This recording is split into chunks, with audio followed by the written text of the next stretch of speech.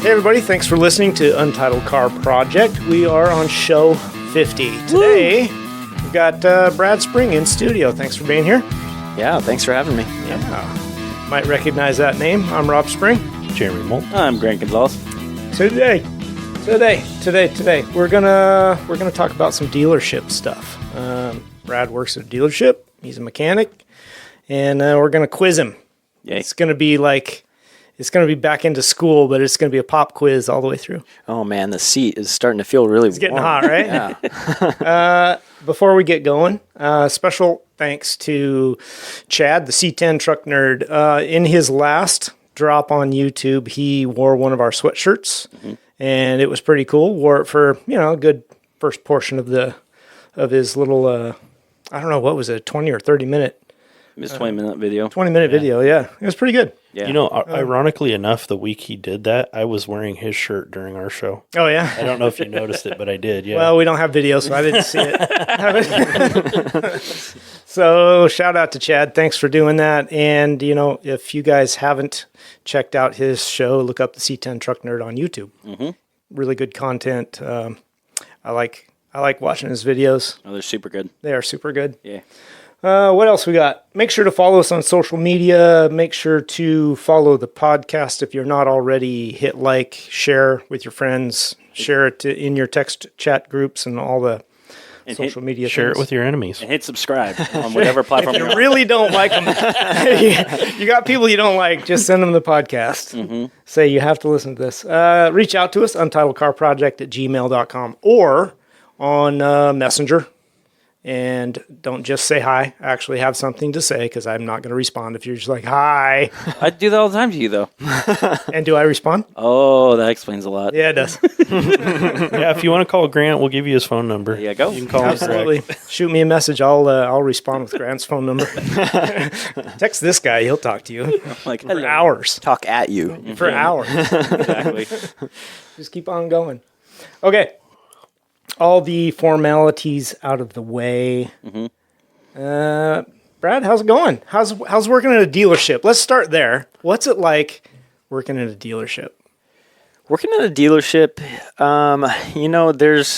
there's a certain amount of consistency that comes with that, because there's always going to be new vehicles with new problems, and there's always going to be warranty work and recalls and things like that. And so there's a certain amount of stability that comes with that. Yeah. But there's also a different amount of pressure to do things a certain way, the way that the brand wants you to do it. And, yeah. You mean you can't backyard mechanic it? Dun, dun, dun. Sometimes, but it kind of depends on the situation and the circumstances. Yeah.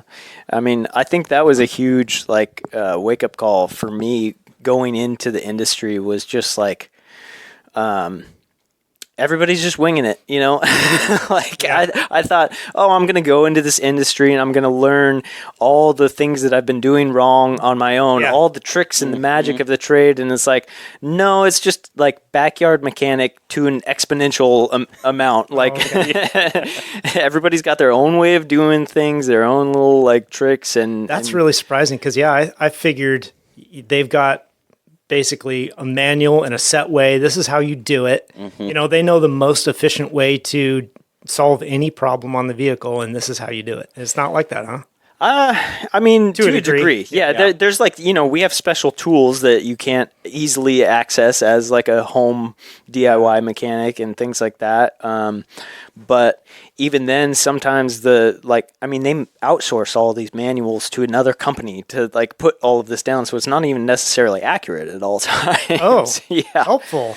But the best practice that I've found is go through the manual and do it exactly by the book the first time, and then you can figure out, I don't need to do that step. I can cut that. You can get around it. Yeah. And you figure out what works for you. Gotcha. Yeah.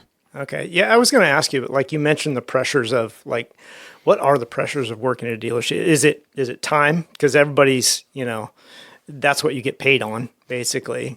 Well, that's what I was going to ask. Are you flat rate or are you by hour? I am flat rate. Okay. Yeah.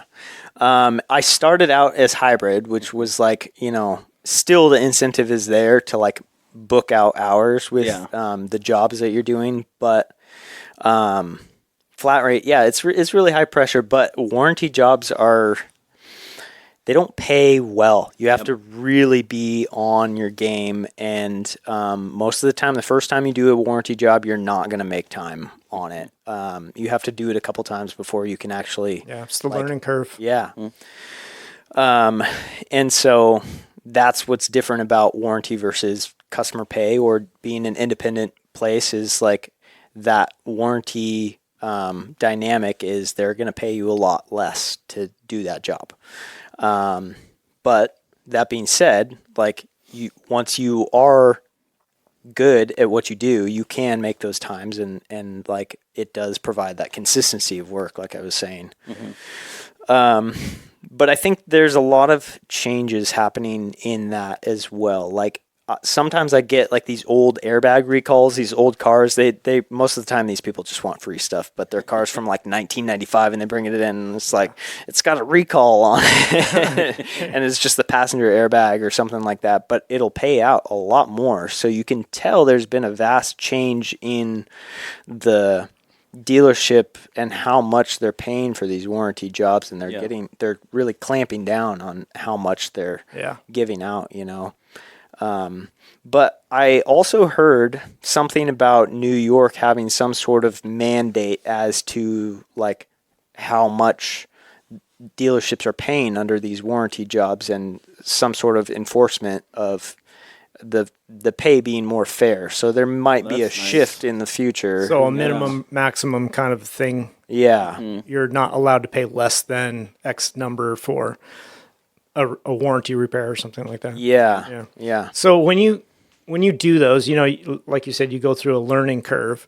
Do you get kind of pigeonholed with that stuff if you're the guy that's done 2 or 3 of them, or like, hey, he's done several of them already, we can actually make some money on this, or like a little bit. Yeah, there's definitely a little bit of that, but there's also, I mean, there is freedom to choose your work. I mean, with the dealer that I'm working at anyways, you know, we have kind of a central dispatching guy who's handing out the work, and there are definitely some really picky people who will be like, nah, I'm not going to put my hands on that. And really? So you don't have a service writer that's allocating your work. You guys get to choose it from a list?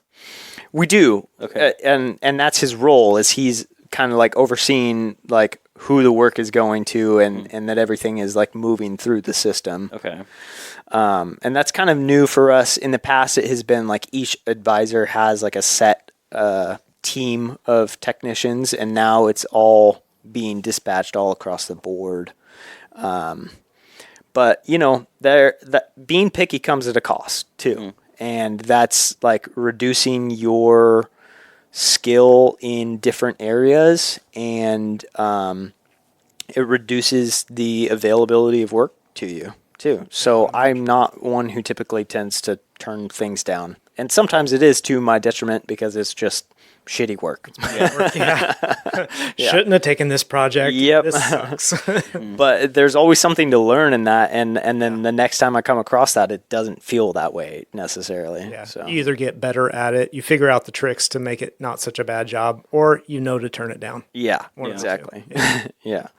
Do you think dealerships, especially in the shop, you know, the maintenance of vehicles or the repair of vehicles, do you think they have a bad rap? Yeah, definitely. I think they're known for just like ripping people off, and they tend to be the most expensive route. You know, if you don't have some sort of warranty coverage on your vehicle, it's like our labor rates are astronomical in comparison to others. But there are give and takes to all of that. I mean, you know, there is still something to be said about OEM parts and having access to special tools and the specific data that we have available to us. And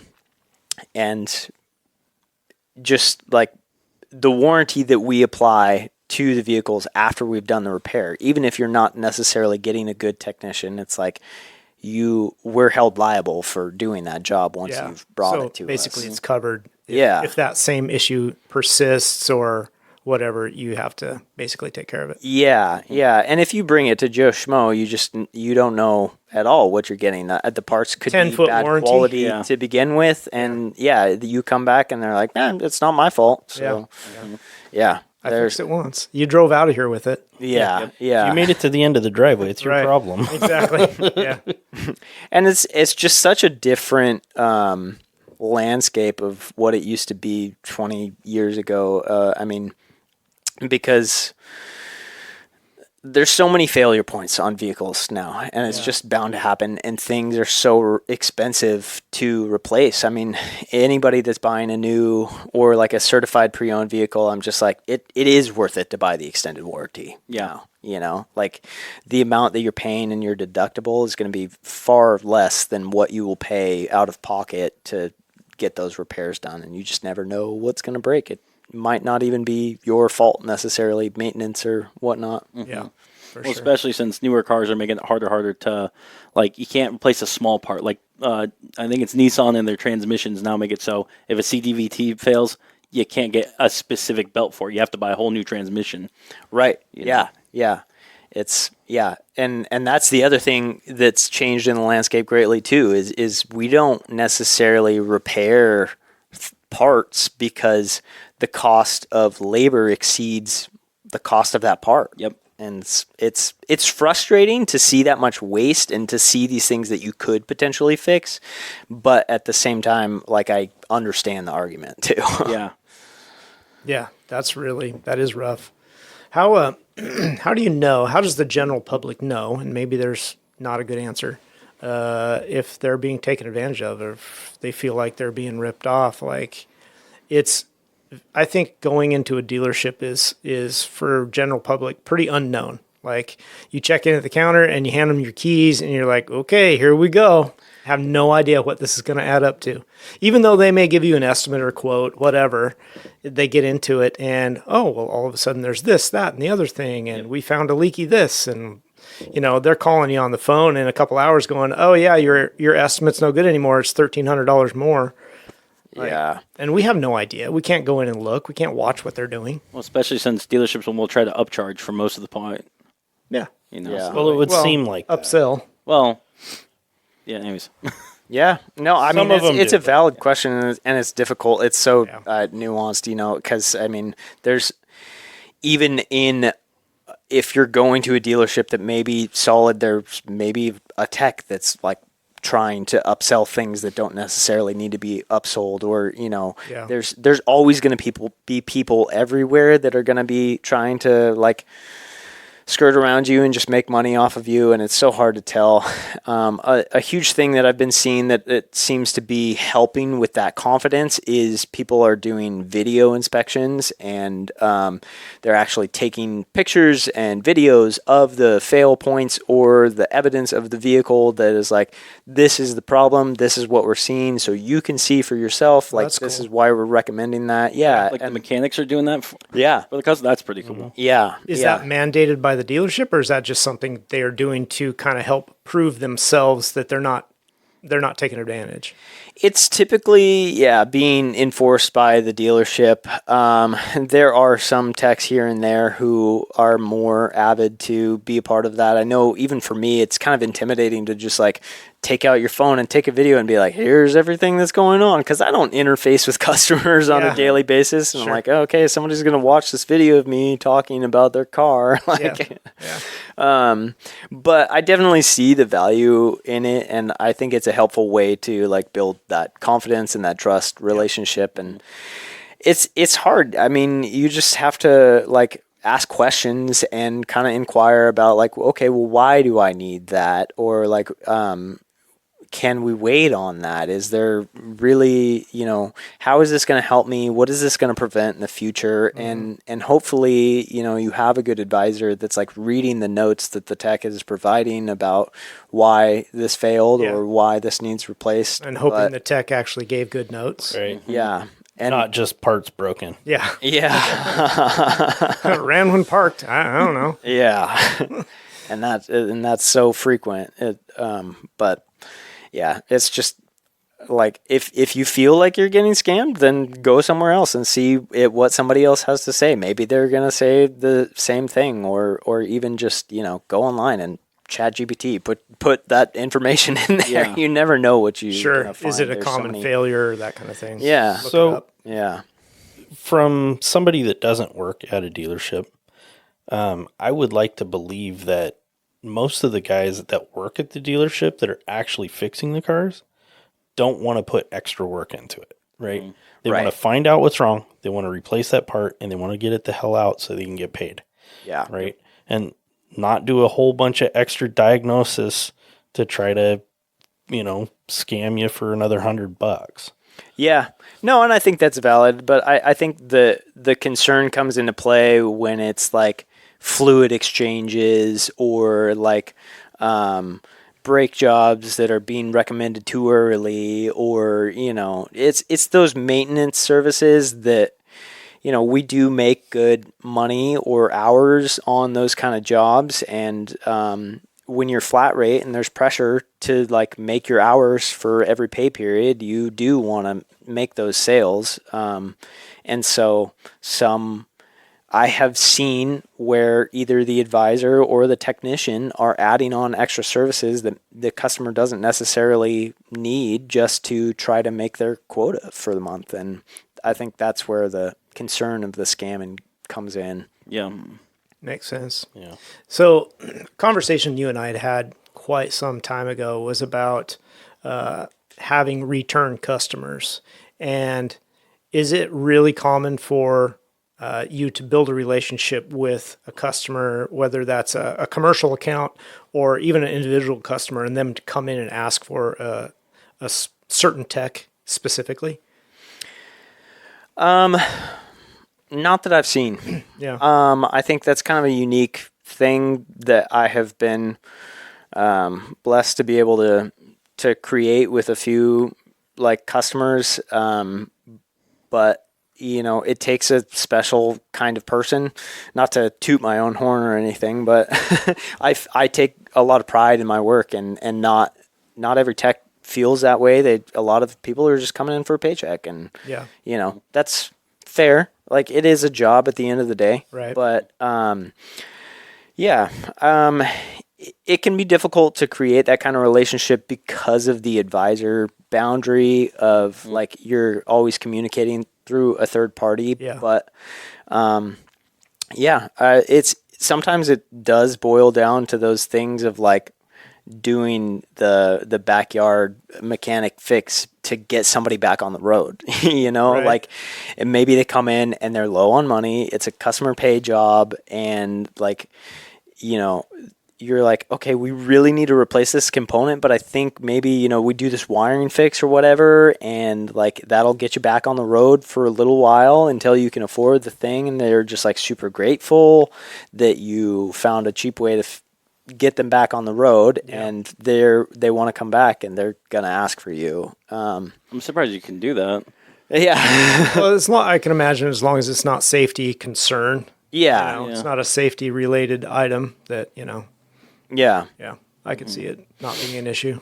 Yeah, it's kind of hard to think of an example quick off the top of my mind, but I think commercial accounts are, definitely a big thing. I recently had an account come in, and Les Schwab had tried to charge them like out the wazoo. They wanted to change their calipers like when they needed a brake job, and we quoted them super fairly, and it was cheaper at the dealership to get their brakes done than at Les Schwab. Right. And they didn't have an appointment or anything, and I was able to knock it out same day and get them back on the road, and they were super grateful, and they're like, oh, we're bringing all of our trucks to you. And so that's cool. Yeah, super cool.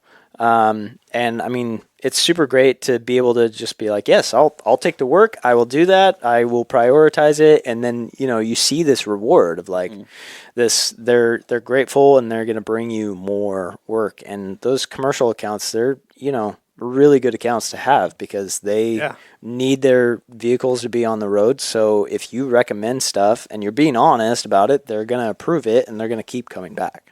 Yeah, that's cool. Well, and that's the thing about the return customer, right? You've built a good relationship and they're going to keep bringing stuff to you as long as you treat them right. Yeah. So, yeah, that's really important. I could see that. Yeah, so the tire companies, Yeah. when you take your vehicle in there to do the brakes, they will not guarantee it unless you do all of the parts. You know, even if you don't need a set of calipers, Yeah, they do it they anyway. want to do them. Yeah. Yeah. Well, and it's an upsell, wild. for Yeah, sure. it is an Yeah, upsell. I've had Schwab try to do that for me too. I'm just like, no, put it back together. I'll take it home and do it myself. Yeah. Yeah. I didn't realize that until that recently happened that they try to replace calipers too, because your calipers don't need to be replaced as like a regular maintenance item. Not that often. That was crazy to me to find that out. Yeah. And then, you've got the option of actually rebuilding them instead if you're handy at all. Yeah. Or take them to somebody and have them rebuilt instead of replacing it. And you're weighing the options then, whether it's cheaper or not with labor and all that stuff. But Sure. Yeah. Of course. I mean, unless they're leaking, that's their upside. Right. you don't need to Or replace them. stuck or Yeah. whatever. And that does happen. It does. Yeah. Yeah. And I guess that's where they're trying to limit their liability. They don't want to put a caliper back on the road, or they've replaced rotors and pads. They put it out on the road, and then the caliper's really no good, and it sticks or something, and something goes wrong. So they're limiting their liability by replacing the whole It's thing. weird that Schwab It's a big will upsell, do though. front and rear brakes, but then instead of doing all four once.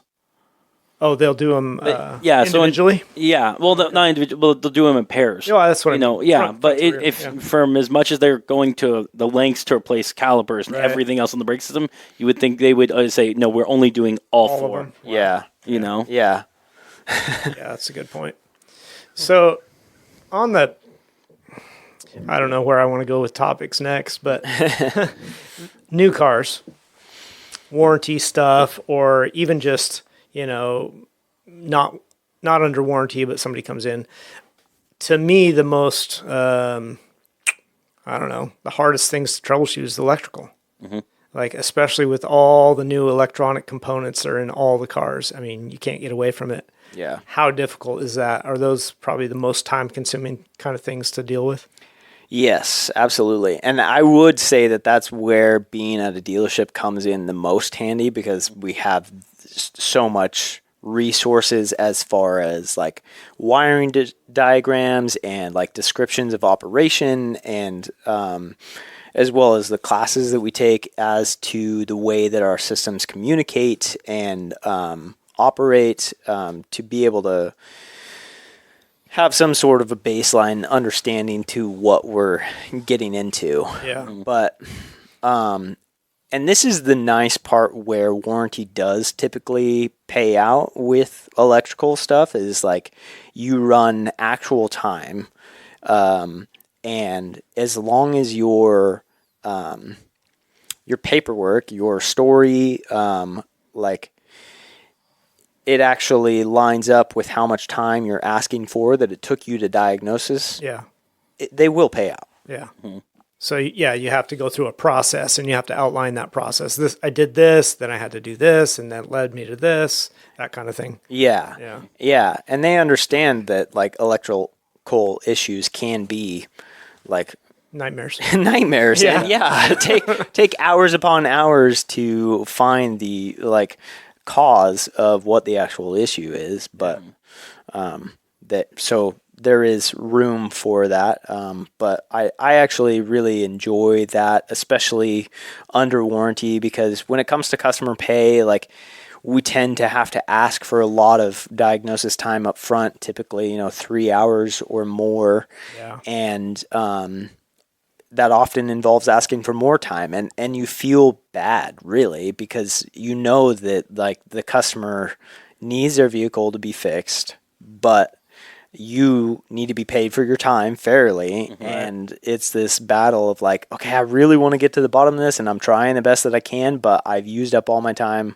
Realistically, you would be using more of your time. yeah. So Yeah, the electrical systems, it seems like really daunting. Just with like you open a vehicle and you just see all of the modules and the like wires going everywhere, and you're like, oh, I don't even know where to begin. No. But What's the longest you've ever worked on electrical diagnosis?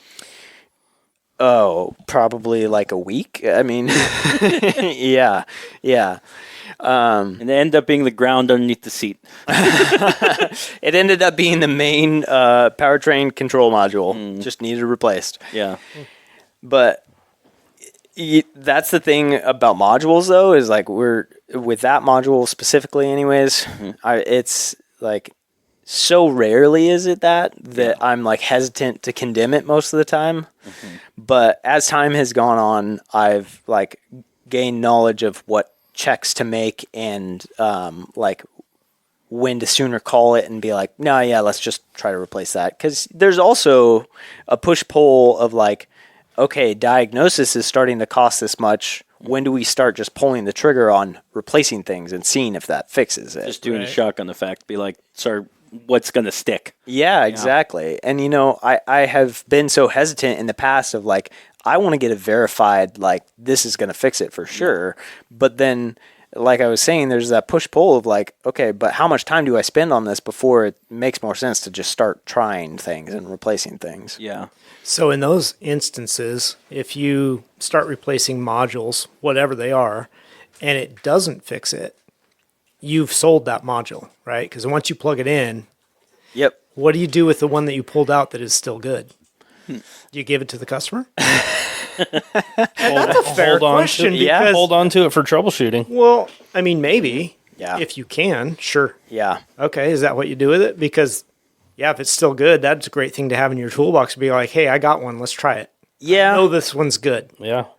Yeah, it kind of depends on the circumstance. I guess if it was like under the customer's dime, then potentially I would be like, can we return this? Can we send this back? Like, can we actually get their money back? It wasn't the problem. Right.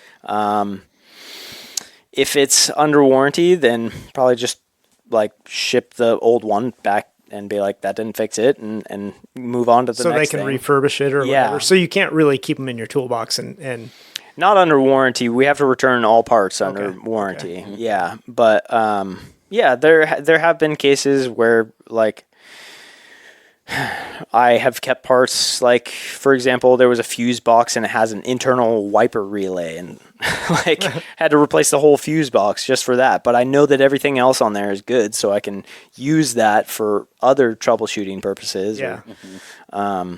Yeah, you know, sometimes, I mean, not sometimes. Always the best method is just honesty with the Oh, customer. for sure. and- yeah. and- Tell them I yeah. had to do this, but it turned out not to be the issue. Yeah. And it sucks, and everybody puckers a little bit because that's expensive. Yep. know? Yeah. But it happens. Yeah. Yeah. I would be like, can I have those parts? I'm going to sell them on eBay. Yeah. like, I can recoup some of my money out of that. Yeah. Yeah. Interesting. So do you find that electrical problems are hard to work on, or do you find it more harder when the customer is having to describe to you what it's doing and you have to replicate that? Definitely that. Yeah.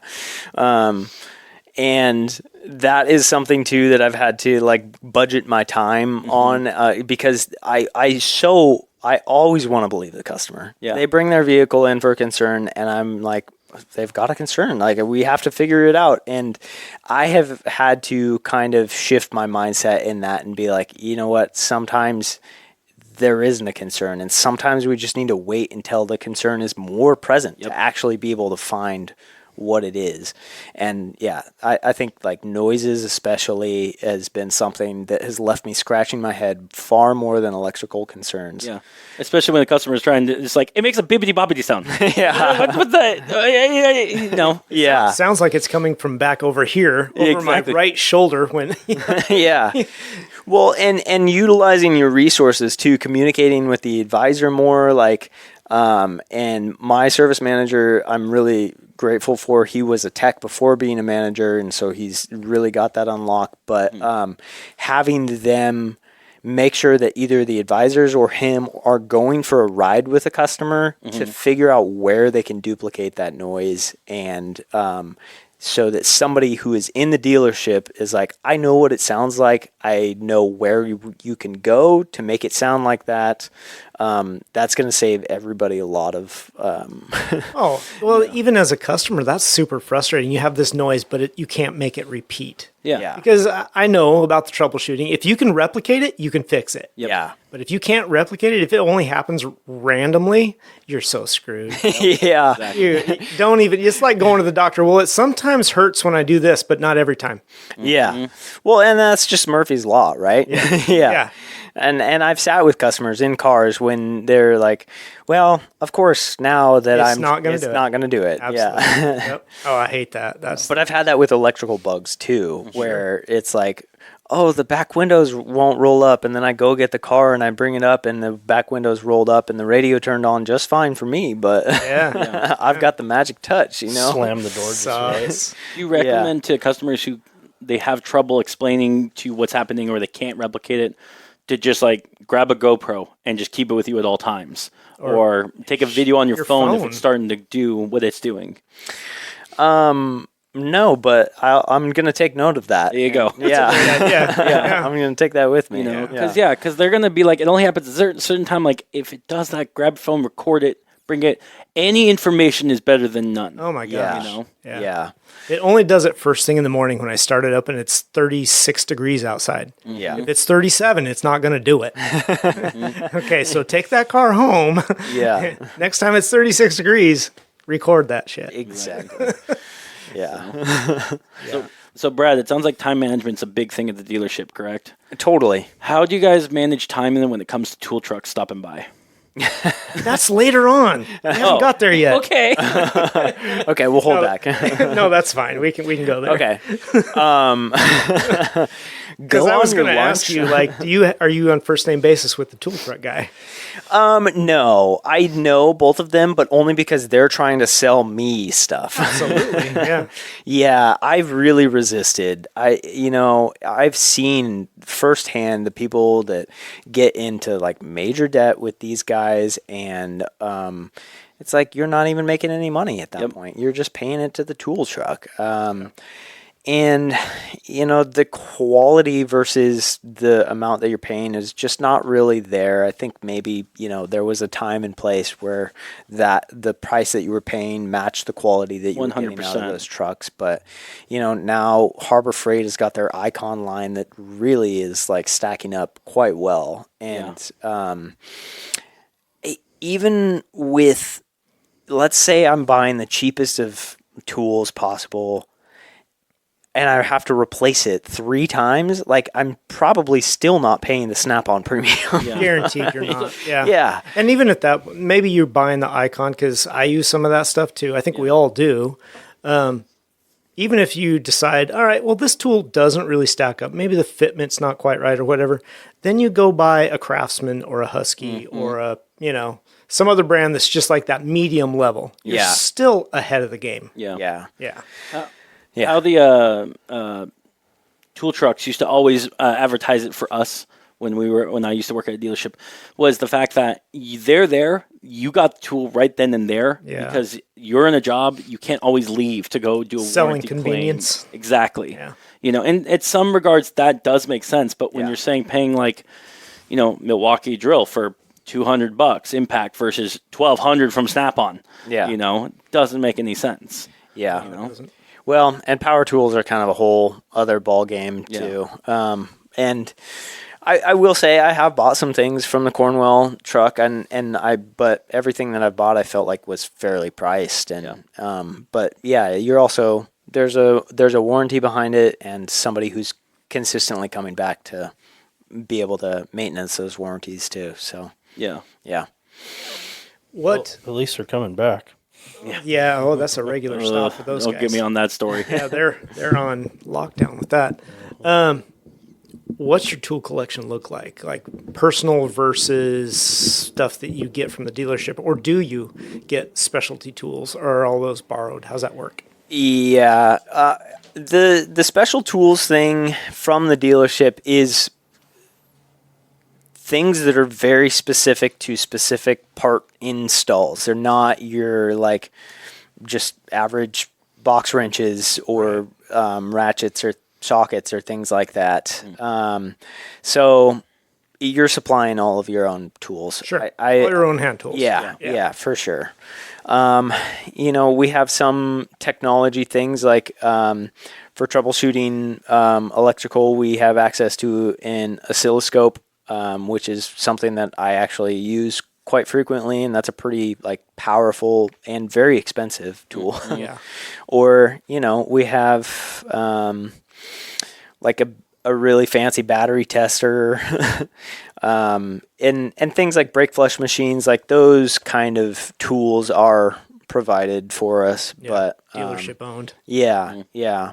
But for the most part, it's stuff that I have had to build up myself over time. And if you have to borrow it from somebody more than twice, then you buy it for yourself. That's fair. Yeah, no doubt. So you have your own bay, or do you work in different bays? Like, how does that work? So you have your big roller box in one specific area, basically? Yeah. I'm actually really lucky because when I started at this dealership, I was apprenticing under the service manager, and I was sharing 2 stalls with him, and they're in a completely separate building from the rest of the dealership. So it's like own private little shop. That's distracting. Oh, it is amazing. I get to play my own music. Like, I don't necessarily have people bothering me. Now I kind of do, but we'll get to that. Yeah. But when he got the promotion to service manager, they didn't move me out of there, and I was already starting to go out onto my own. So it was just like, well, those are your bays now. And Nice. so I just inherited that space, and yeah, it was super awesome. And I have 2 of the only heavy duty racks in the shop. One rack is a 12,000 pound capacity, the other one's 20,000. So I am able to work on all of the big rigs and stuff like that. Okay. Yeah. All right. Wow, I hadn't realized that you were still in those bays, but that's really cool. Yeah. I got to ask, what kind of toolbox you got in those bays? It's a Husky. It's a Husky? Yeah. Yeah. It was the most budget friendly, and man, I got to say, it's held up really well. I love that thing. It's got the wood top on it. Yeah. And it actually ratchets up, so it's adjustable standing desk height. Oh, cool. Nice. Yeah. So I've got my computer and everything set up on top of there, and nice. Yeah. Awesome. Yeah. That's great. Let's go back to people bringing stuff in. I kind of wanted to know how. It seems like most of the people bringing stuff in are warranty stuff, or they've got obviously something broken or that kind of thing.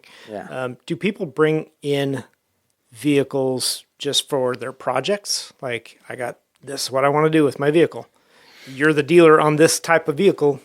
Can you do it? Yeah. Yes. It's much more rare. Yeah. It's so enjoyable when it does happen, though. Yeah. So we're saying that they want to take it beyond factory spec. You guys can do that? Yes. Yeah.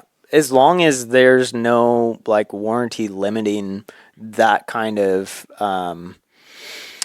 project, then yeah, by all means. And I mean, Mopar is they're advocates for you upgrading your vehicles, and there's plenty of aftermarket Mopar parts to support that, lift kits and intakes and all those sorts of things.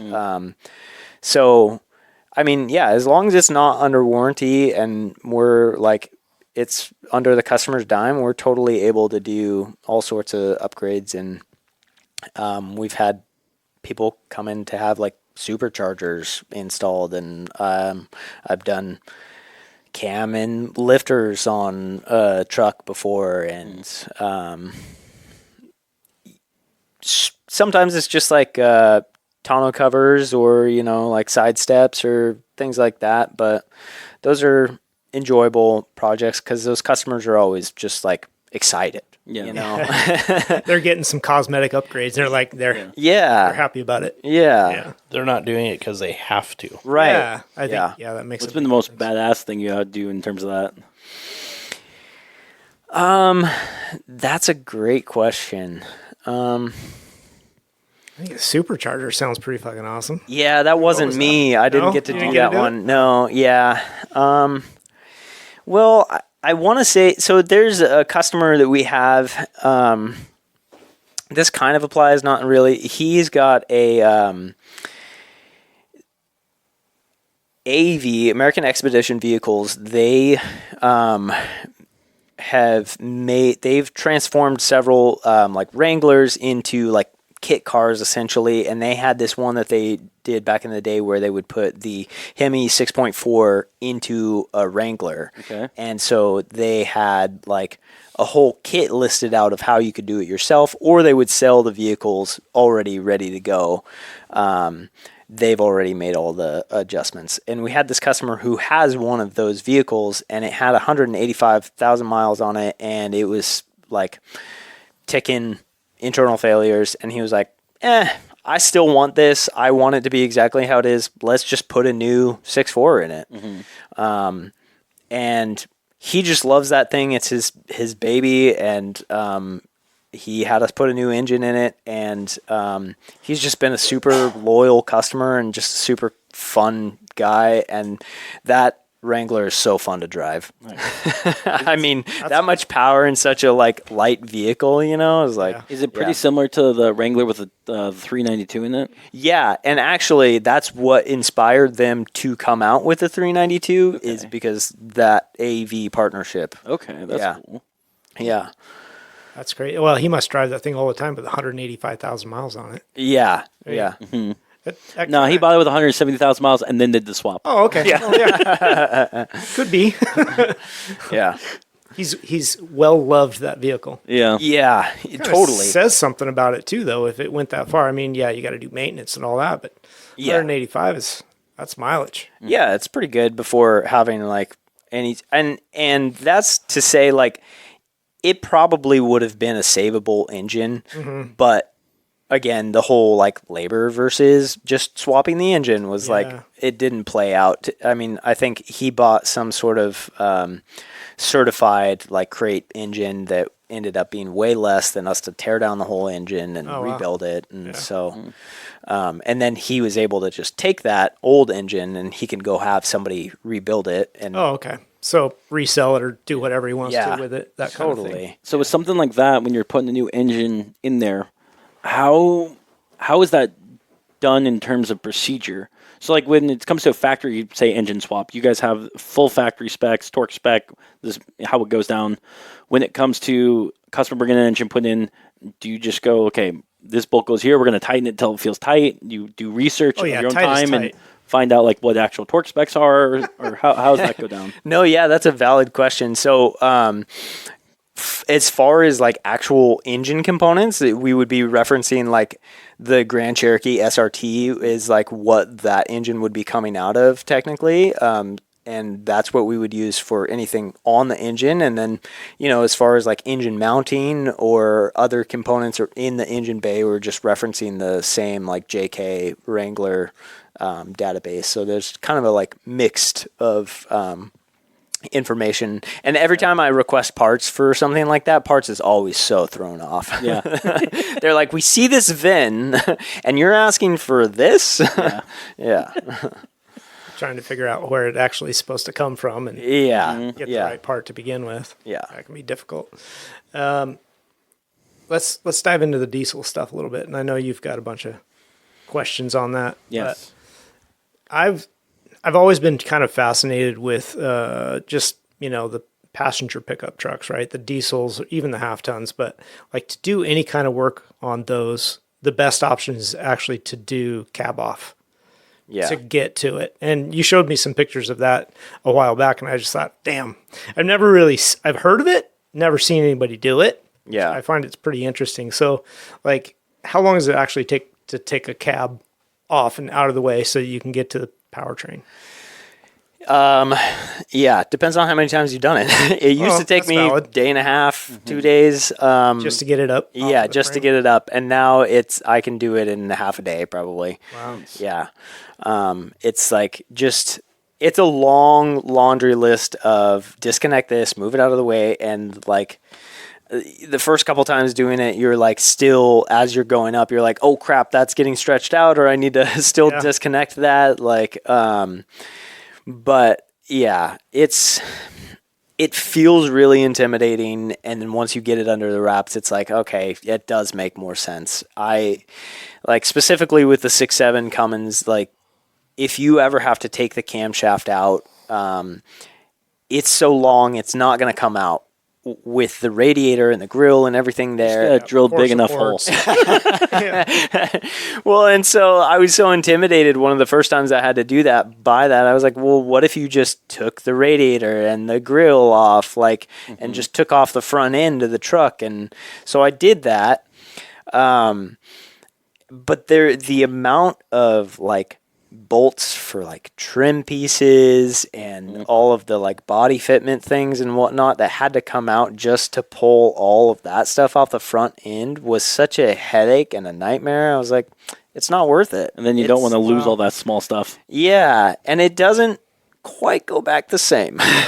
Yeah. So it is actually easier to take the cab up. Yeah. That's nuts. Interesting. The biggest struggle with the cab is there is enough play in the like bolt holes that it's going back into that it can possibly shift slightly in alignment. And so if your vehicle if your chassis that is rolls forwards or backwards at any point, like even slightly, it's enough to mess that alignment up. That's the most difficult part. So then what do you do to take like extra precautions so that doesn't happen?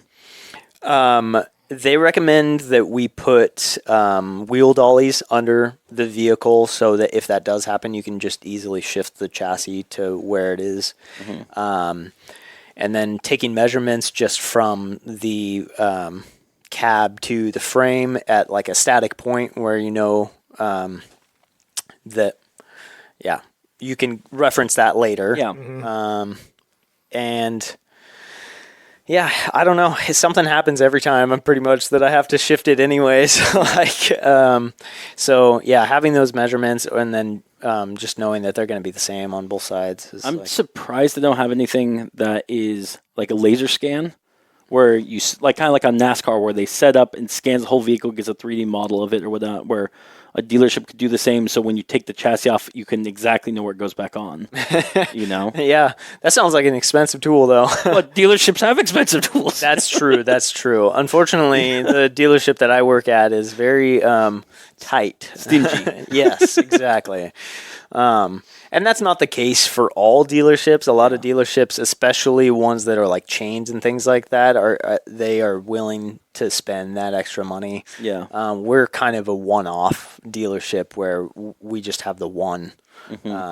But it's getting better. Yeah. Yeah.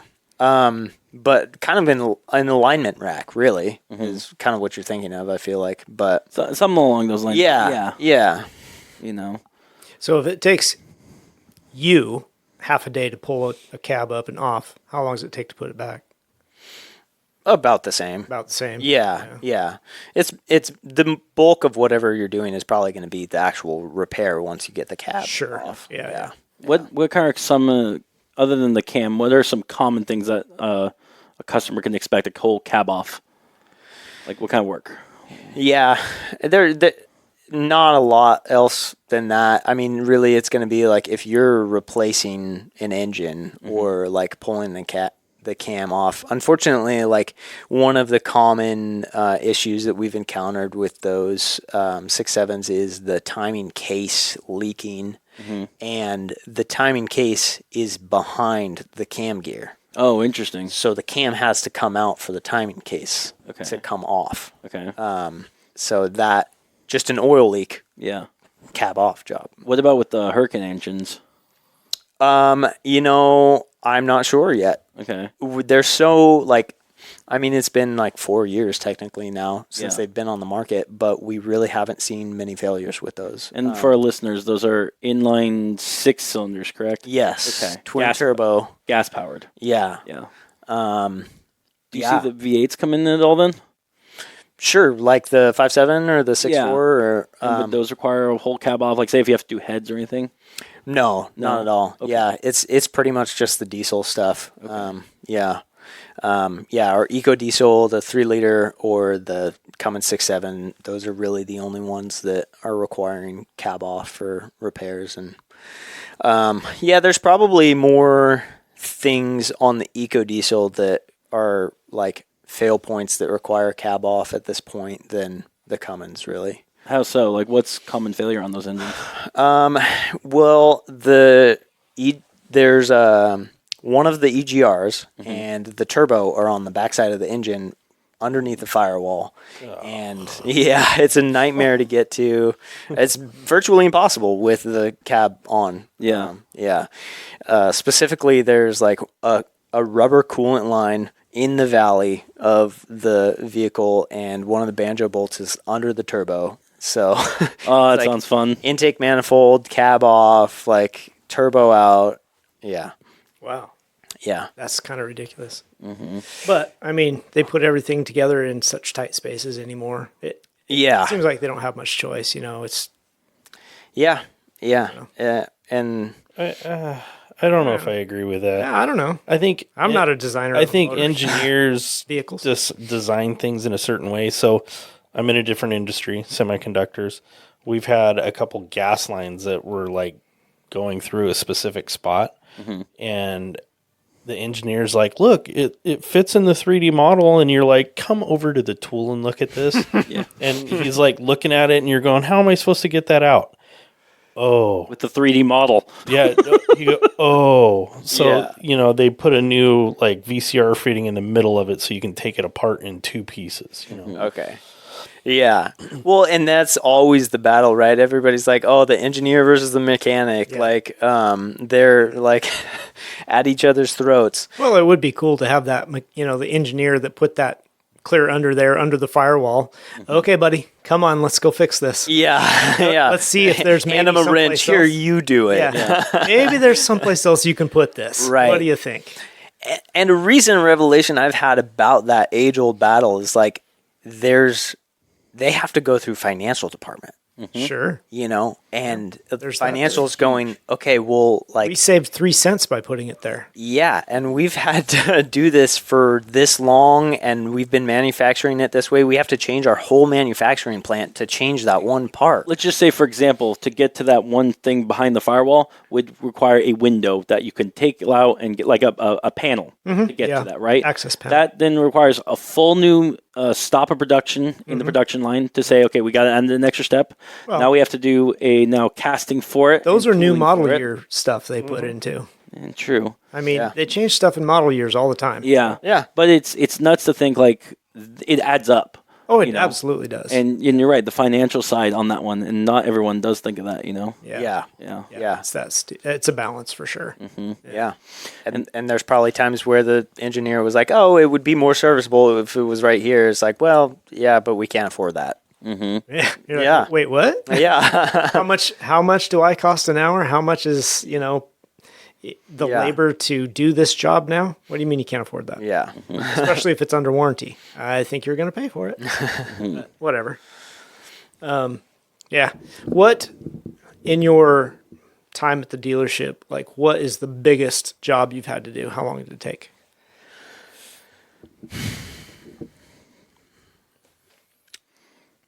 Thinking. Yes. Thinking. Processing. Is this where we play Jeopardy? Yeah, I was just thinking. Yeah, I mean, it depends on whether we're talking about like actual time or time that I'm getting paid for a job. Because, I mean, I feel like most recently I had a customer that wanted to do the conversion from the hydraulic lifters in the Cummins 6.7 to the old style tappets. And because it was like such a new experience for me to install that for somebody, it also involves cab off, pulling the cam out, and pulling the whole engine almost completely apart, and then pressing off the cam gear onto a new cam, like all of these like meticulous points. It was probably like 30 hours or more of labor put into it. Yeah. I didn't get paid a full 30 hours of labor put into that, but that was a pretty extensive job. But I've probably put a lot of hours into some electrical diagnosis jobs too. Yeah. Yeah. What's been the most memorable job then? I had a 67 Power Wagon one time come in. And I mean, that truck was really cool. I mean, it was really run down. Yeah.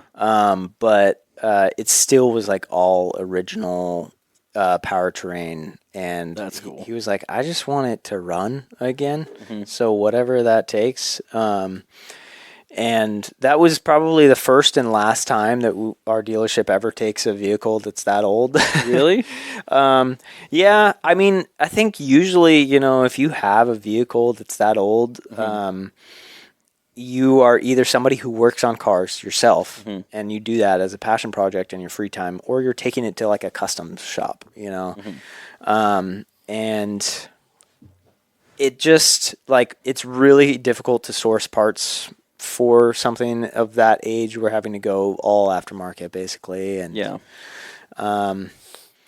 Most people in our dealership are not willing to work on stuff that old.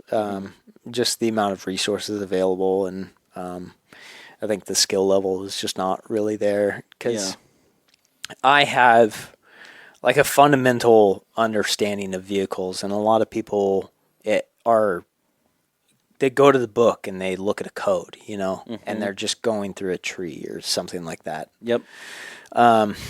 So that was a really memorable vehicle, just because it was a really neat truck, and it went from not starting to hearing it run, and that was pretty cool. Yeah. I mean, it ended up just needing a whole new fuel system, but to be expected for a vehicle that's been probably sitting under a tree for who knows how many years. And actually, another really memorable job was that 6.4 Wrangler that I was talking about. He had the mounting point for his lower control arms. They're brackets that are a part of the frame. They ripped off.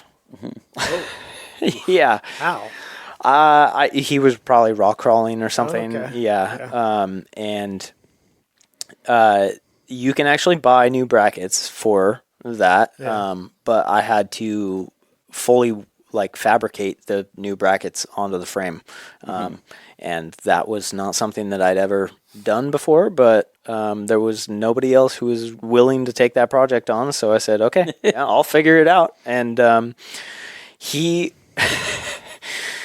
took it rock crawling the very next day. I had no idea. Oh, wow. Yeah. I was like, I felt pretty good about it. I took it on countless test drives and made sure it was good to go, and it was all in alignment and everything. And I was like, yeah, let's have him come back in 100 miles or something, check, make sure all of it looks good and it's still torqued down. And he came back. He was like, yeah, it held up great. I just took it rock crawling the day after. I'm like, wow. Trusting. Yeah. Send it. Test it out. Yeah, exactly. Just run it.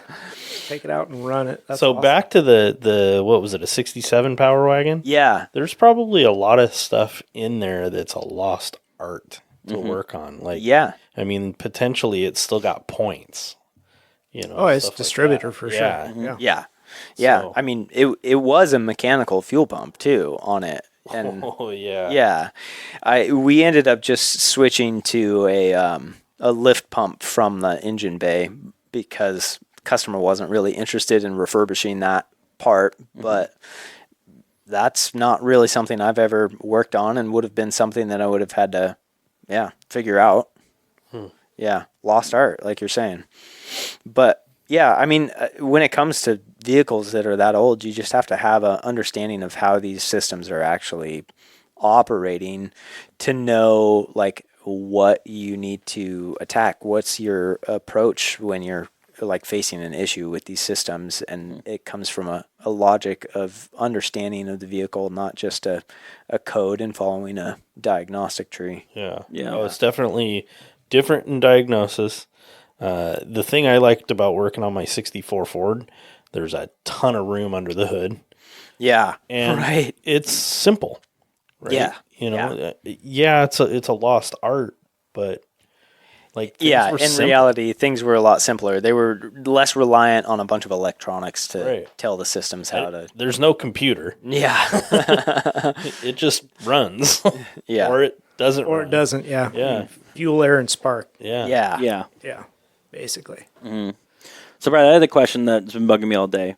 So, because people are buying newer cars and vehicles and trucks, okay, all of them got newer emissions and more electronics. How many people are you actually seeing buying these and making projects out of them? I mean, can they even, or are they really restricted now because of, modules here, and it says, oh, now it's the whole thing shut down if you mess with this? Yeah, that's a really valid question. I feel like the biggest restriction that I'm seeing in like new engines and new vehicles becoming project cars is they're all small displacement with a supercharger or a turbocharger, and all of these like simple or like plug and play almost upgrades that you could have easily done to boost these engines' horsepower like out of the gate, they're already on the vehicle. And so the like amount of modifications that you can do is just kind of dwindling, and then the support isn't really there for it. I mean, the biggest things that come into play now are like intercoolers and tunes, like it's just not quite as fun, but I still see that there's like potential for those things to be happening. I mean, I know that Mopar really wants people to make a project out of their Hurricane engine. They're actually selling it as a crate engine for, depending on which output, either $11,000 or $13,000, which for a brand, that's not bad. No, that's really good for a brand new engine that's dual turbocharged. Like that's pretty cool. I think it makes the higher end one makes what, 600 horses? Yeah. Yeah.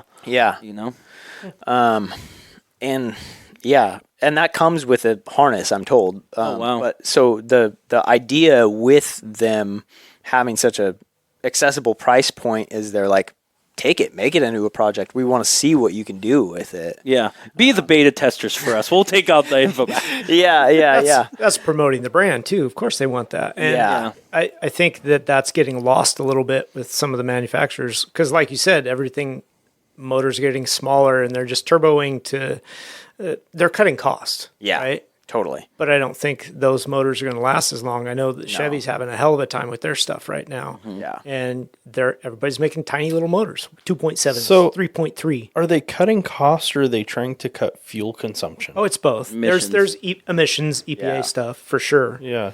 Because like adding the turbo or adding the supercharger doesn't Way cheaper necessarily than a make V8. it. Does it? Yeah. Is it? Yeah. Way cheaper than a 8-cylinder block. I don't think so. I think it's more, I think it is. I think it's more complex, but the fact is they get emission tax credits back. Oh, that too. That's a Absolutely. huge thing, and that's what offsets it from like a just say. Yeah, but wherever they're mass producing their turbos, Yeah. okay, those parts are super cheap for them. Yeah. When When you get the scale of economy at such a high level, then Yeah. yes. Yeah. I'll agree with you on that one. Yeah, I guess it would be different than you or I running down to get a single turbo. Oh, absolutely. Or whatever. Right? Yeah. We're not paying the same price they Yeah. are. That's pennies on the dollar for them. Yeah, because that's probably a $5,000 kit if we were to do it. Yeah, it costs them $100. Yeah. Yeah. Well, and it is down to pennies and tenths of a mile to the gallon Yes. too, Right. It and is. and it's all averages, which is why we have such a big push for the electric vehicles from every dealer and like manufacturer now too, is because that contributes to their average. Yeah, hold on. Let me throw up real quick. I know. Somebody said electric. We don't have to go there. No, I'll be fine. Please don't. Is there kind of an era then left for people to work on project cars that still had some more stuff that could be done? Like, for example, the Hellcat era, there was a lot more that could be done to those engines versus like the newer ones because they're so efficient and there's not much you could do other than tune and turbo.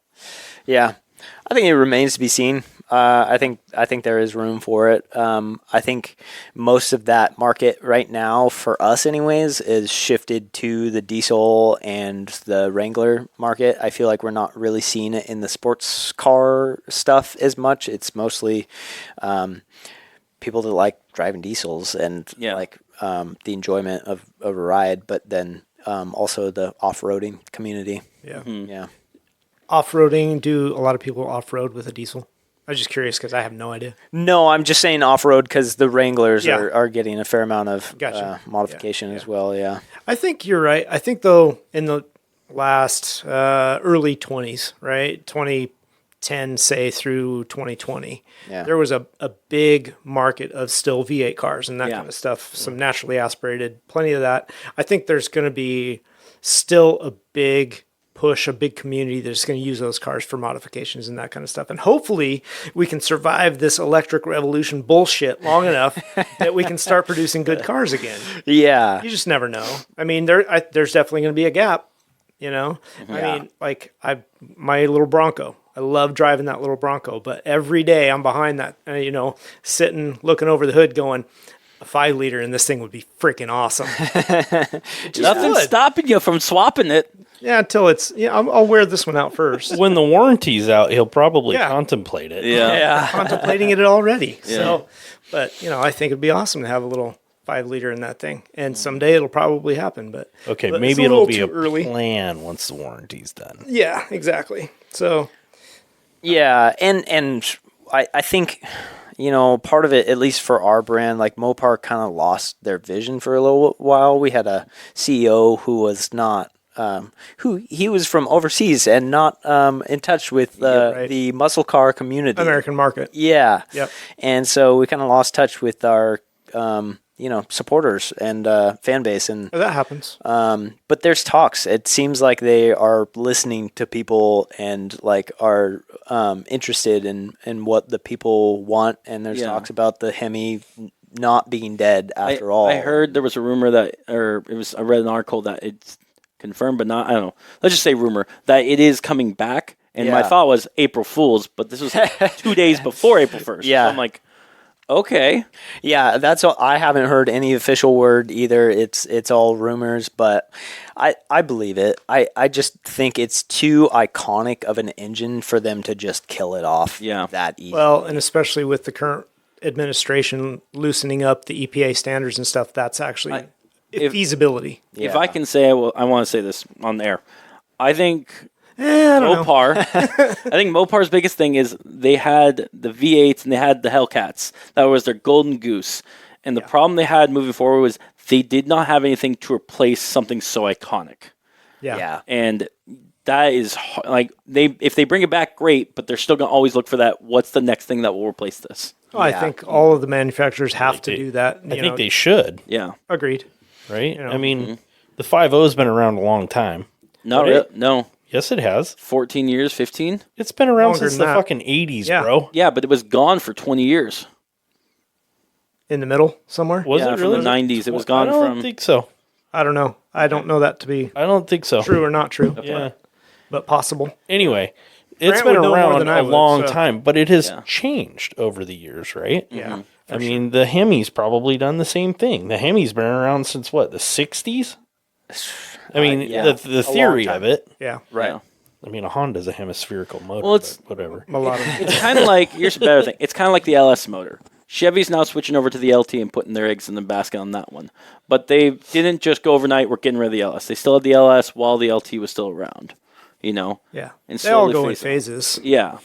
But it's not kind of going like, okay, the LS is done, we're going to start going into 4-cylinder turbos. That would be the biggest uproar if that happened. Yeah. But I think they're always looking at what can we do to make it better, and what can we do to make the fuel efficiency better. Well, and that's all driven by regulation. Right. You know, they have to meet a certain Cafe. a certain number, right, or set of numbers, and that covers their entire line of vehicles. So if they put out a 1,064 horsepower Corvette, Yeah. somewhere back here down the line, all their other makes have to make up for the EPA numbers of that thing. Right. So it's an average. It's a great big numbers game. So any manufacturer is going to have to deal with the same thing, but that's why I say, the regulations are changing again, good or bad, depending on what side of the fence you're on. That's For why the car they did community, the E-Ray. it's a good thing. What? That's why they did the E-Ray. Yeah. Yeah. That Offset. makes more sense now. Yep. Offset. Exactly. And the Zora is electric as well, or no? I can't remember. The Zora's not been announced yet, but it's supposed Supposed to be, right? correct. Yeah. Yeah. So, and that's another offsetting, back Yeah. and forth. Anyway. Yep. Yeah, but not to talk bad on the Hurricane engine because I mean I've driven the trucks that have the Hurricane engine in them, and oh man, it's a zippy engine. Yeah. And it's fun and it's quiet, and I mean for 4 years we haven't seen any repeat failures. The only thing that we've seen so far is an issue with the thermostat. Okay. So it's That's pretty mild. yeah. What's the displacement of that? I don't know off the top of my head. I think no, this is not. Oh, the displacement. Yeah. I was Yeah. thinking torque. No, it's a 3-liter. That's what I meant. Yeah. Okay. Yeah, Six cylinder. 3-liter inline six, and it's twin turboed. Yeah. There's two different outputs though. There's a standard and a high. You get one of those to fall off the truck somewhere. Yeah. We'll stuff it into a boat and see what happens. Yeah. I will say the one thing that got me kind of. I won't say I'm not fully on board with the Hurricane because I do like V8s, but I will say the one thing that made me give the possibility to be like, this could be a good engine is because look at all the other great straight sixes in the past. Yeah. Especially like GTRs in the Skylines. Yeah, there's earlier nothing wrong with a good ones. straight You make six. 1,200, 1,500 horses out of those engines of the RB22. Ford Barra motor. Exactly. I think it was only a 3-liter too. Or even just the XJs with the 4-liter back in the day. I mean, Exactly. it wasn't a zippy engine, but it was reliable. solid. It was reliable. Yeah. Yeah. You know. They were actually pretty quick. And the 4 top, liter's not too bad. yeah, the top end, the top speed was pretty good too. Yeah. Surprisingly. It was accessible, and Yeah. and you could easily do things to it to make it more fast and more fun too. yeah. Yeah. Okay, so on the diesel side of things, what would you like to see a diesel motor put into, project car wise? My car. Your car? It sounded like a diesel You got the coming sticker in. on the back of it. I know it's ticking so bad. Yeah, it's pretty noisy. You know, mechanic's car is always in the worst shape, doesn't want to work on his own stuff, knows how far he can put it off. Yeah, exactly. No, that's fine. It'll Yeah. get me to work still. Yeah. No, I have seriously debated the Cummins 4BT, just trying to get one of those and putting them in that Really? thing. Yeah. That would be It'd be funny. be cool. It'd all just be for, the joke of it, really, because it's like, it's a Dodge Journey. It's like it's like a mom's soccer car, basically, Right. and then Yeah. coming down the road with a big smokestack sticking out of the hood, just blowing smoke. Oh, make every soccer mom jealous. Yeah. they wouldn't have a freaking idea what that was. Something's wrong with that car. although if a dude saw it whistling down the road, Yeah. That would be a different story. oh, now wait a minute here, what's that? Yeah. For sure. No, I think a diesel. I don't know anything about them, honestly, but I think there's a lot of potential for good projects in there. Yeah. And I kind of want to see it in like a mid '80s square body Chevy pickup truck, one that yeah. came with a gas motor, typically a 350, right? Yeah. And put a diesel in it. Yeah. I think that'd be a really cool ride. Yeah. Standard cab. I want to know if I could pick your brain on diesel.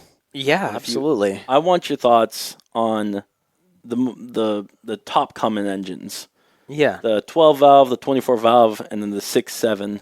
Yeah. What are some positive and negatives on each of those engines, and that people who want to put them into a swap, what they can expect out of that?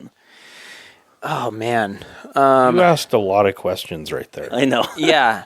Start with one. Well, so I just want to say I love the 5.9. It's Okay. like it's an amazing engine. And what I was reading about it the other day actually is that they did not design it for consumer vehicles. It was they did not know that it was going to be put in trucks for the consumer to purchase. So it was designed as a commercial vehicle to be serviced as a commercial vehicle.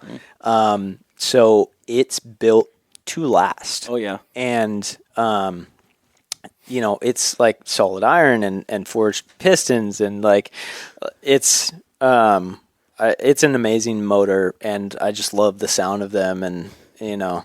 I got this story on that. Real Okay, quick. okay. So Hold on, those come in a 12 or 24 valve too. The 5.9 does. Yeah. correct. So we've got a 12 valve in a lot of our cranes that work.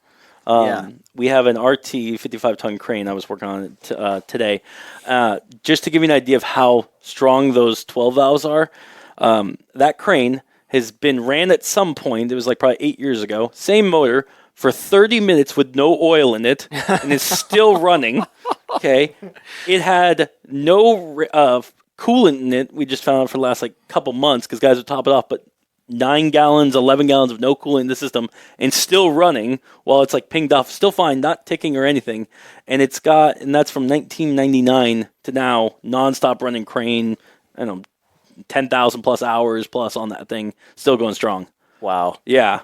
Like That is those a true motors testament. are insanely built. Yeah. Yeah. I can't really speak to the 12 valve. I mean, I have nothing bad to say. The worst part was the lift pump. You had to replace those all the time. But they insanely hold value too. Yeah. Like that's the thing. You can't get a Cummins for under 20K basically. It doesn't matter what year it was.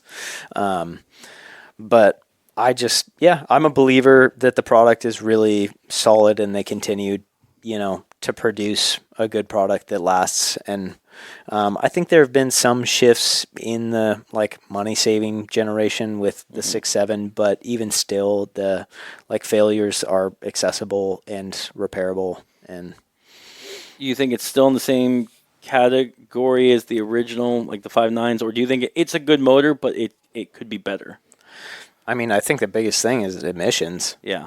Emissions are destroying diesel emissions. Oh, 100%. Yeah. So if you stripped all that away, then yeah, it's just as solid.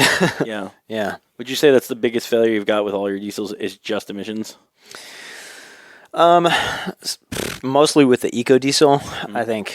But the 6.7, yeah, we've had issues with the grid heaters and with lifters, and those have been the biggest issues. But even those aren't that common. Okay. Would you agree when it comes to Cummins motors? Because I hear this all the time that they're not broken in until they get to 200,000 miles. Do you think that's real, or do you think that's just a myth? I think that's something that people just say because it's it's funny, It's because a diesel, ultimately, the odometer doesn't mean a whole lot. Yeah. It's more about how serviced has the engine been. Mm-hmm. And so I don't really buy into that it's just broken in, but I think it's funny. Mm-hmm. I think I've heard stories where guys are saying they don't start getting decent fuel mileage out of them until they hit at least 35,000.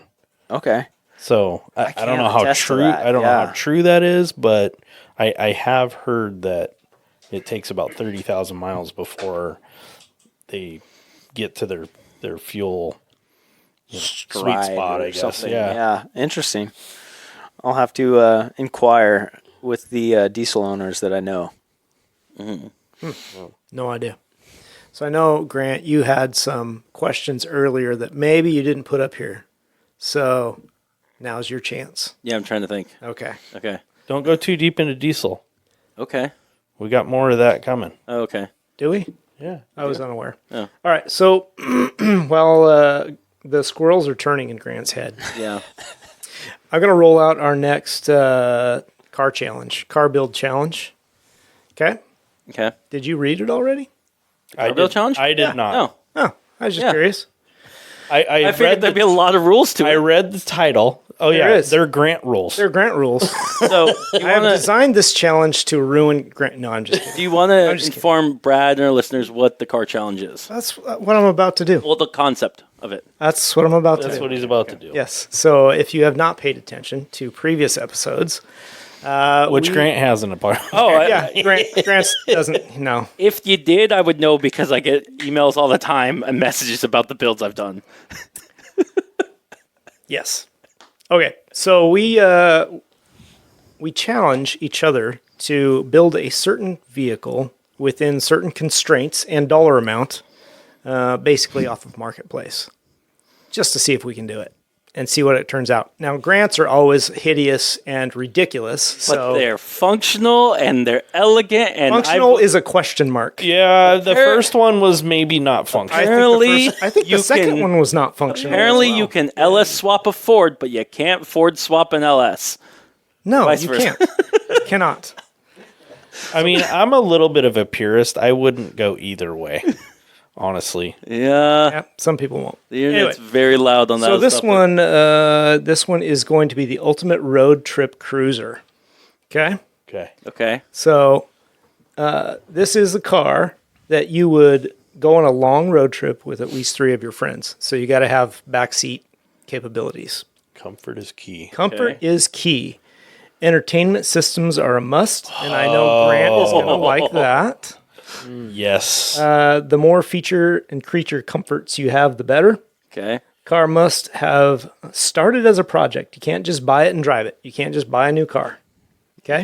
It Okay. can't. It has to It be cannot already be done. Okay. All right. Okay. Okay. Let's see. Passenger view and comfort is a plus. Keep that in mind when choosing your car. So your passengers from the back seat. You don't want them locked in a rape van. Okay. Okay. All right. Looks count. So your finished product needs to be impressive. Okay. So design and engineering, D&E. Okay. It's got to be reliable. Grant. I have done nothing but reliability on my projects. Lies. All lies. Maintenance dollars count in your project. Okay. All right. Cars can be purchased from anywhere in the country. This is something we didn't specify before, but kind of thought we should. But we'll go a flat rate, $1,800 shipping. So if you buy a car from the other side of the country, it's an extra $1,800 on your budget Okay. to ship it. But if you buy it from over here, you don't get the extra. Well, that depends. What Okay. if it's over here? Define over here. Local, say within 8-hour drive. So let's So say you could go 400 miles. Washington. All right. Yeah, sure. 400 miles. That's work? fine. Sounds good. Okay. I mean, One way, not round trip. Correct. Correct. Okay. I'll take it. Okay. You can shop from anywhere you want. Bring a trailer, marketplace, Craigslist, whatever. Stipulation is you have to copy your ad into something that we can see. I don't want any of them as handwritten notes bullshit that you were doing before. I want to see this stuff. Okay. Okay. You actually have to do this. Okay. All right. As always, labor for mechanical doesn't count for your build because it's assumed that you're doing your own labor. However, this challenge, labor for paint, does count. It's $5,000. Now that's cheap. I understand that's Okay. cheap, Okay. but we're going to put a $5,000 price tag on your paint. That includes the red paint, the green paint, the yellow paint. It correct? does not. The paint is paint extra. is separate. You have Okay. to buy that. I have as to well. buy that. Okay. And the vinyl decals, like we talked last time. So Your IRCA stickers don't count. So- Jurassic that. Park, but Shut up. let me ask a quick question. Yep. Does that come off the total? What do you mean? The labor for the paint, does that come off the total or is that added? The $5K for labor is just labor. So your paint cost is extra. Okay. okay, that makes sense. Okay. Okay. You got to include photos of all your projects, screenshots of the prices. Okay. No more of this handwritten bullshit. Okay. I had links on everything. So like the way we did them last time, you and I did. Yes. Okay. Exactly. Fair. Okay. All in cost 25,000. Now, hang on. Okay. This is what I was asking. Does the 5,000 come off of that? Yes. Okay. Okay. So So does the $1,800 shipping. So we don't have to Okay. paint it if we don't want to. We don't have to paint it if we don't want to. Looks count. Okay. D&E. Okay. Second question is, are we including the price we didn't use from last challenge onto this? You get to. So I get an extra $50 I get 3,000. and he gets 5.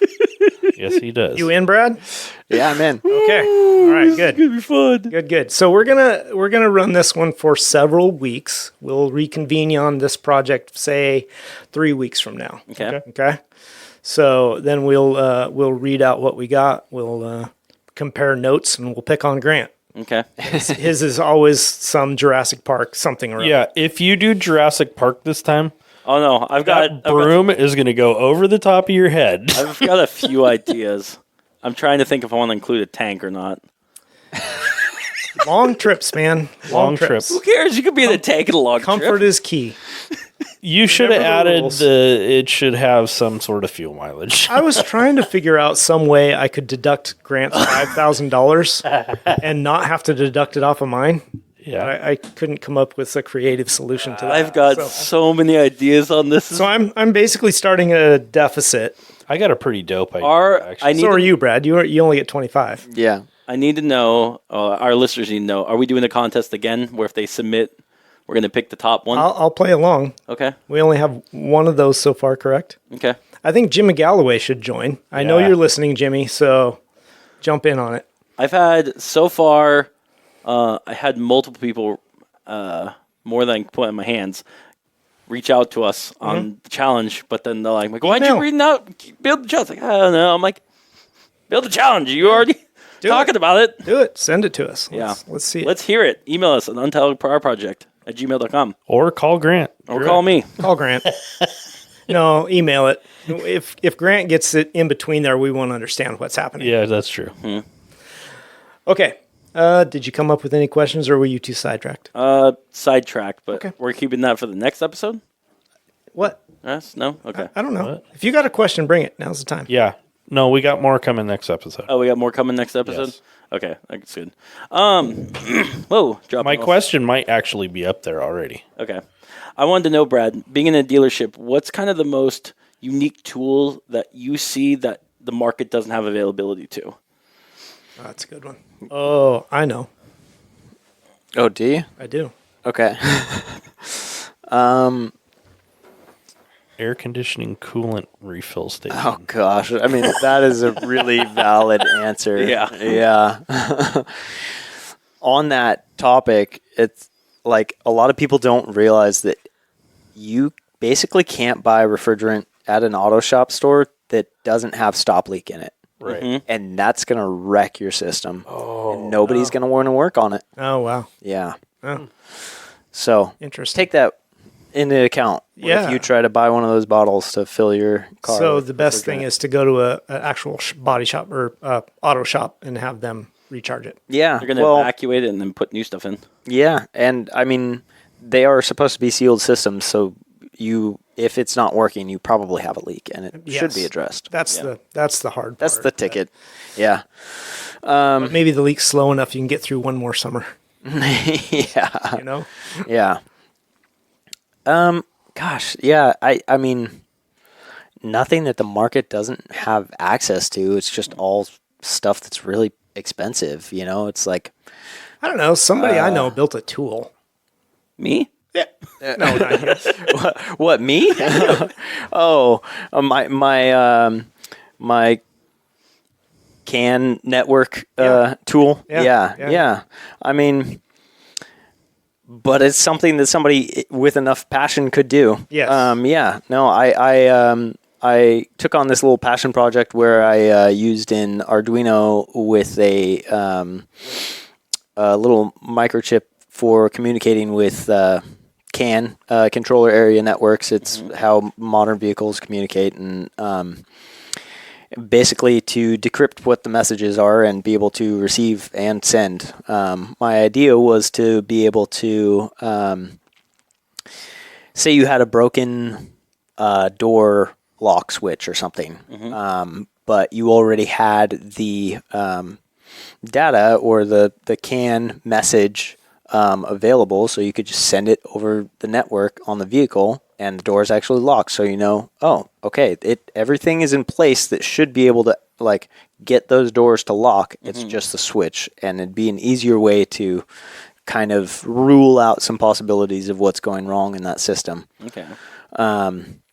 It's still got its bugs because I'm struggling with you're battling actual messages that are being sent on the network with fake ones that you're inserting into there, and the vehicle doesn't like that very much.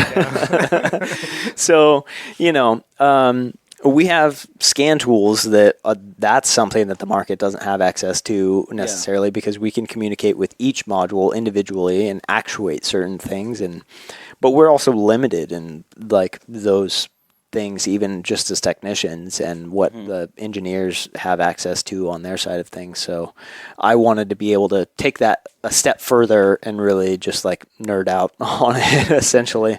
So it's kind of been an ongoing passion project, just trying to understand more about how the networks are communicating and how I could potentially finagle that or make it do what I want. Yeah, that's pretty cool. That's epic. Yeah. Yeah. Nice. So the other thing I wanted to ask is, being in a dealership, what would you recommend to a new mechanic who wants to get into the industry? Do you recommend them Turn and run. do you recommend like going to a mom and pop shop or jumping into a dealership? What are some of the hurdles they're going to have to overcome? What are some of the things that makes it easier being in a dealership? Sure. Yeah. I hear that turn and run so often. Yeah. And maybe it's just a deterrent to get people who aren't really passionate about it out of the industry, but it's also probably a lot of just bitter people who just have no drive in life to actually get the things that they want and never took the steps to get to something that they actually like doing. I think mostly it's a bitter thing. Like, people have been turned off by the industry or whatever, and they just think it's that way no matter where you're at or who you are, which is not true. Yeah, absolutely. But I think that there's a huge advantage with the dealership in today's day and age because of the education that's available. Because I just started doing DIY, and then I jumped into working on tractors and heavy duty diesel with little experience, and was just taught by people. But then going to the dealership, and I was given schooling through the dealership. It's brand specific, but a lot of it does apply across the board. And so, there used to be a time where you had to have experience or go to get your like ASE certification or go to some trade school or something like that. And there's such a need for mechanics now that that's not really the case anymore. And there are people that are willing to train you up. And I do think that the dealership is a really good way to get your hands dirty. Do they pay you during like training time then? Yeah. Okay. Yeah. That's definitely changed. When I used to work as a tech, and I went to school for it. Yeah. That was all on your own time. Oh. It was either, you're not working, you're at your stall, start reading the book, or be home. You need to know this stuff. Yeah. And that was frustrating, because you're like, well, I should be actually wrenching. I don't know. Yeah. I don't even know that right now. I mean, they have. I think that the brand has like really recognized just like the importance of having their techs be educated. And they're even starting to crack down to the point of they're trying to figure out a way to track if you have enough return vehicles under warranty under the same concern, they're going to send you back to school for that, like whatever category that repair falls into. So they want you there, and they provide the dealership with incentives to get you into school. And what does that look like? Is it an actual school they send to you? You're gone for a week? Is it like an online class you're taking? What's that look like? Yeah, it's all different.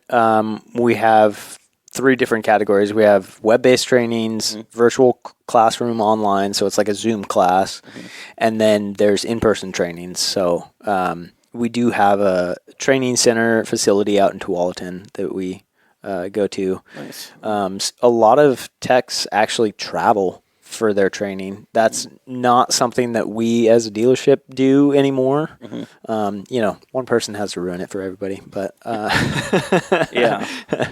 So if you're able to travel, you have more access to classes quicker as they're being offered. But the biggest restriction is just the availability of the offerings.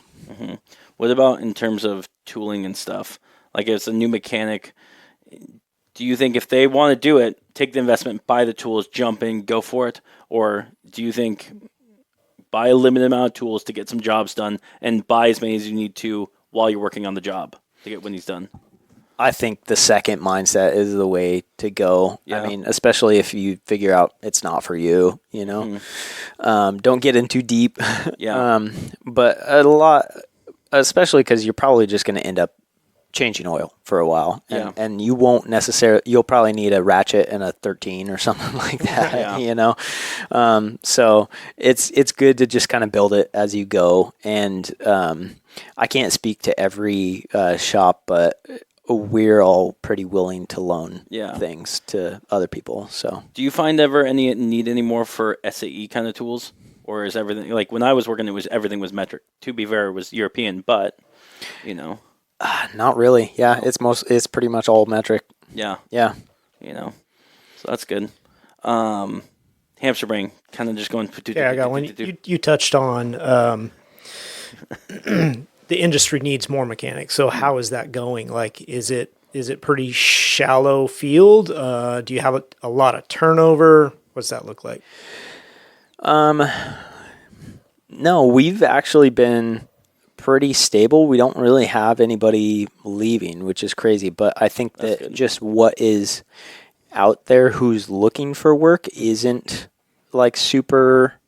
There's not a lot of people applying for these positions. And so, we have a couple less than favorable techs that maybe shouldn't be there anymore. But the people that are out there to replace them, it's slim pickings. Gotcha. Yeah. So understandable. Back in my day, don't make yourself look old. A lot of the high schools had the shop programs. Yeah. And I know a lot of them don't, but there still are a few of them in the area that do. You guys, have you ever thought about, going to one of those high schools that does have it? Yeah, we do have a school that we partner with, and we've gotten a couple kids out of that have actually done pretty well. And then, there's actually a Mopar CAP program. It's career automotive program where we can partnership with them that while somebody's going to school, they can also come and work for us. I don't have a lot of information on that, but I know a couple techs who have been through the whole program and it really excelled from going through that schooling experience. But there's just not a lot of schools that are doing it, and the ones that are probably don't have a huge interest in it. But budget cuts, schools not doing that so much. Do you see anybody coming out of the tech schools and that kind of stuff? No, not really. No. Are tech schools even there anymore for automotive? I don't know. I know Wyotech shut down a lot of their campuses, and I know what's the other one? Not SAE. It's some sort of acronym, and I can't think of it either at the moment. It's like 3 letters. Which is kind of crazy because the cars haven't gone away. They've gotten harder to work on, so we need more qualified techs, but people don't want those jobs. No, and it's because of the pay. It's the way that we're being paid. And, there definitely needs to be an industry shift. But and that's one thing I was going to ask you is someone starting out in the tech industry, they're going to be paid either flat rate or hourly and vice versa. What are some struggles, benefits, and negatives you could see to both of them? And would you recommend someone that's just starting out and when they should switch to either or? Yeah, that's a great question. Flat rate, of course, the struggle is you can only make as much money as your dealership is making. And the beginning of this year was slow for all dealerships. Oh, yeah. Through February, which it's pretty standard after the holidays to get slow. It's not a great season, but February usually tends to pick up, and this year was definitely a struggle. Yeah. So the benefit to being something like a hybrid or hourly pay scale is not having to worry about the inconsistencies or being at the will of the dealer. Yeah. But oftentimes they aren't willing to pay you as much doing that because they are not going to make as much money. Yep. And you technically don't have the drive to work as hard. You could do 30 hours worth of jobs or something and still get paid the same amount. So why put the hustle in? Yeah. You know?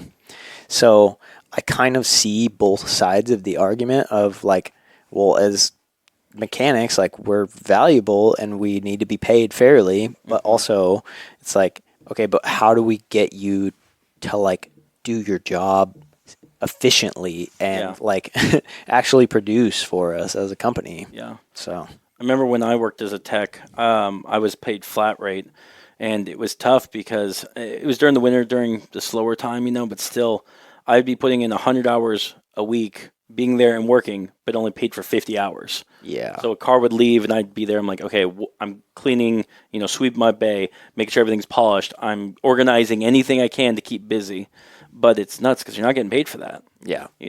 Yeah.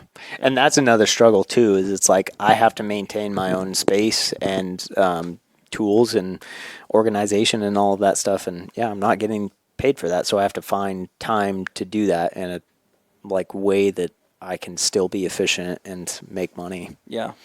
Do you feel like with people that are paying dealership prices, because to be fair, dealerships typically are more expensive than a mom and pop shop. Yeah. That the standard for repairs should be always higher than the mom and pop shop. I think it should. Do you think it is? No. Okay. It probably depends on where you go. Yeah. But it also probably depends on what the repair is. Mm-hmm. Yeah. Whether that mom and pop shop specializes in whatever you're having done, or if it's something they've never seen before. I mean, quality could go up and down just in that regard. Yeah. Mm-hmm. And to go back to electronics too, if it's like a really complicated system, it might take the mom and pop shop like twice as long to figure it out and get it done.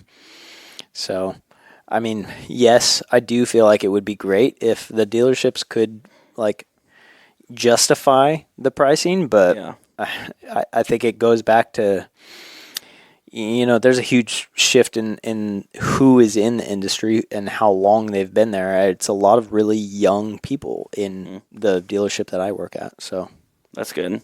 At least it's young and next generation going through. There's some where they're just old and backs are killing them and they're getting done, and no one can replace the knowledge that they've got into it. Yeah. Yeah. But that knowledge is also super valuable too. Yeah. And so, you kind of need a mix of both and people to share the knowledge with. Do you think there's some knowledge that's not worth holding on to? Like, I should specify that. Like, for example, carburetors aren't really worked on, for example. Yeah. But do you think a good mechanic should know that and know it by heart?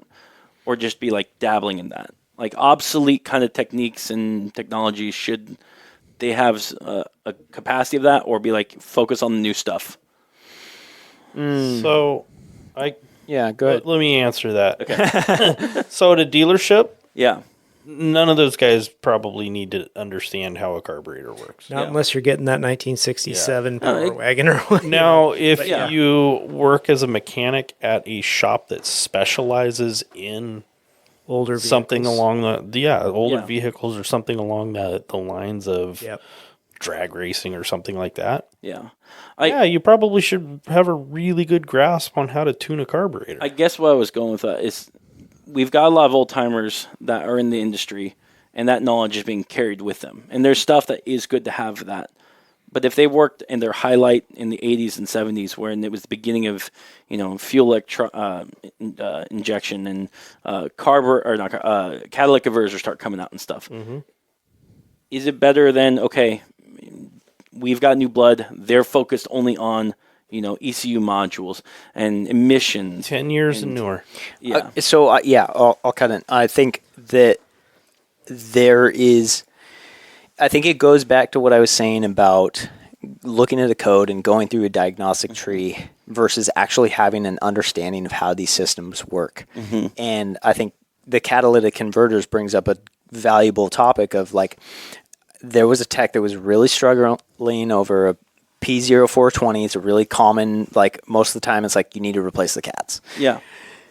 He was struggling to figure out what was going on, and because I have an understanding of why this code is being triggered and what like the system is doing and looking at, I was able to go in there and look at that cat and go, oh, it's like aftermarket, it's not. And I just stuck a borescope in there, and there literally was no metal inside of there filtering it out. So I was able to easily understand like that's what the problem is. Mm-hmm. And so I think that those old timers have a different type of knowledge where they're like have a deep understanding of how these cars work, because it was before you really had all these electronics coming into play that are diagnosing the problem for you, or at least starting the diagnosis.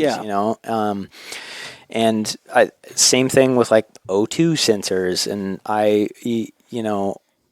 I had another vehicle that came my way from another tech that was struggling on it because he had just replaced this O2 sensor and it was still throwing the same code. And he was like, I checked all the wiring. It looks good. I don't understand.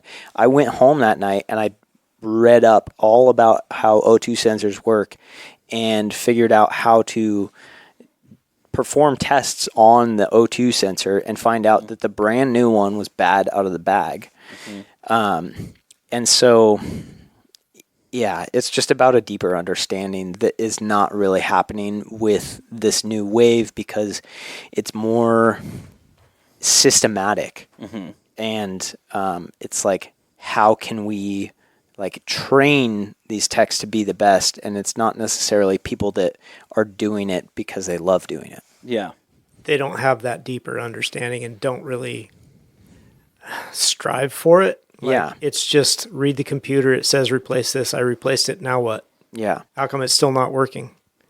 They're trying to train monkeys to turn wrenches. Yeah, basically. Yeah. Instead of understanding what the system is looking for, how the system works, point A to point B, or D and E and F, they're just like, I don't know. I replaced this. We have the same problem in other mechanical industries. Yep. And it's the general generation. It's the modern mindset. And I think there's aspects of that are good. It's like, yeah, it is just a job, and we have to have lives outside of work. But at the same time, having a good work ethic and pride in what you do is like still really important. Yeah. Mm-hmm. But you'll be that much better of a mechanic. And maybe that's not the important part to some people. I have to realize that too. Yeah. Actually understanding what you're working on and how it's supposed to work. Yeah. Mm-hmm. It makes troubleshooting a lot easier if you know how it's supposed to work and what it's looking for. Anyway. Yeah. All right. Well, let's move on just a little bit. Last question of the day. Okay. What 3 cars would you really like? Don't say it. Okay. Don't say it. Okay. What 3 vehicles there you go. would you really like to drive someday? There you go. Oh, man. That is such a good question. See, I didn't prep you. Yeah. Yeah. I probably should have come prepared for that one at least. Yeah, exactly. And as he thinks about that, If you say PT Cruiser, I swear. Well, I've already driven that one. okay. I'll cut out the silence. Okay. That's a hard one, isn't it? Yeah, it's really hard. We've had some really interesting answers, though. Mm-hmm. Very much. Yeah, I mean, I would really only want to drive unique cars. Like, I saw that there's been a couple of them, but they did, like, chassis and body swaps with the Power Wagon. So it was, like, an old, like, 50s Power Wagon put over the top of, like, a 6.7 Cummins, like, chassis and all the interior and stuff was swapped out. I'm like, that'd be really cool. Have you seen... J-Lon did a video on it. It was a Power Wagon, and this was done in the 60s, but it was swapped with a Daytona Ferrari V12 engine. And it was like a very famous truck that was driven in what's it called? Not Shasta, Tahoe. One of the guys who owned the casinos up there drove this, and that was the thing, because he wanted to have something that he can drive from like Sacramento up to Tahoe and still go through the snow and stuff and do it like 160 miles an hour. I'll send you the video later. It is fantastic of like how deep they go into this truck and stuff. Okay. Yeah. But they went more than just the engine swap, like the interior is done and everything else, because he was one that luxurious, but he just imagine Dodge mixed with a Ferrari. I can't. Yeah. That's really rad, though. Right? I love weird projects like that, you know? Yeah. I mean, that actually makes me think of the Viper that was lifted that I saw as an online project. Did you guys see that one? I haven't seen it. No. Yeah, they lifted it up and put mud tires on it. Oh my gosh. It's pretty sweet. Yeah. But that actually is a good segue because a Viper would be. I've gotten to like kind of sit in a couple, and I had to like change a battery on one. But I would love to. You should see your dad's face right now, listeners. He's like, "What?" No, I would love to take one for a drive. It's since I was a kid, that's been like a dream vehicle for me. Is the Viper? It's That's just like probably Rob, you need to doable. fix that.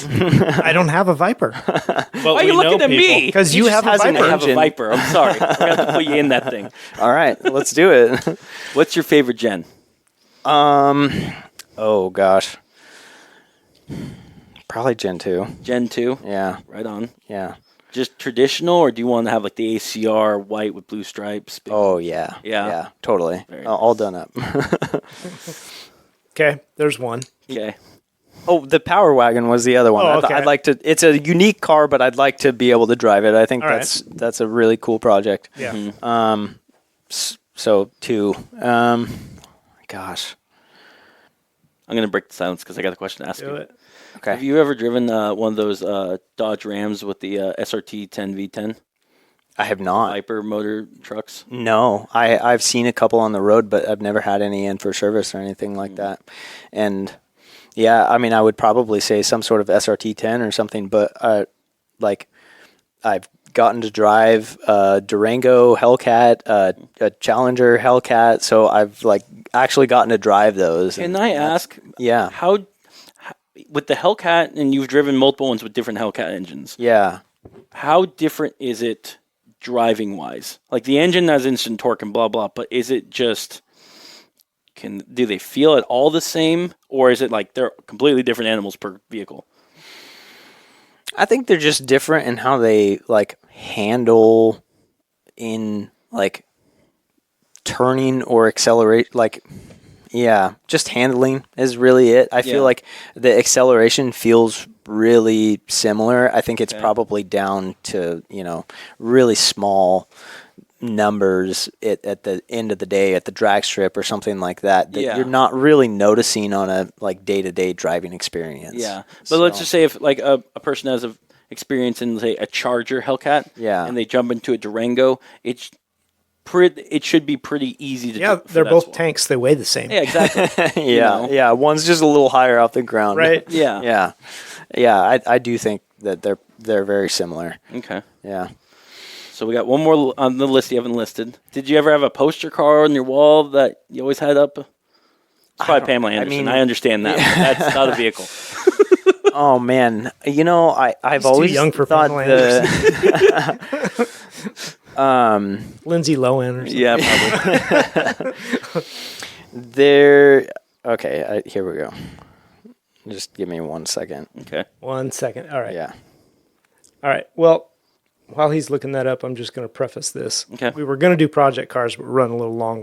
We'll push those into the next For episode. next week. Okay. Yeah. The Ferrari F40. That's what it is. There's the one. Yeah. Father like son. Yeah. There we go. Yeah. Those body styles are so cool. So good. Yeah. Yep. Yeah. A beast of a car to try and drive, but man, Mm-hmm. Yeah. I'd like to try it too. Yeah. Yeah. For sure. Right on. All right, Brad, thanks for being here. Thanks for sharing all your insights for Yeah. running through all the dealership ins and outs. I think it's really cool. It's super interesting. Hopefully our listeners got something out of it too. Yay. If nothing else, just some strange entertainment. Yeah. Definitely. We are going to do a part 2 for next week, so tune in then. And it'll be a little less about the dealership stuff and just more about car projects and that kind of stuff. So thanks for listening. Again, hit follow on all the social stuff. The Facebook and Instagram is pretty much only ones we use. Follow the podcast and hit us up if you got a cool project. Want to hear about it? If you'd like to be on the show or got a cool project, email us at untitledcarproject@gmail.com. Yes, and hopefully he did not say that too fast. And you Or understood call what he said. him directly. Call Grant. Hit us up. I'll give you his number. I'm not kidding. All right, thanks everybody. Take care. All right, later.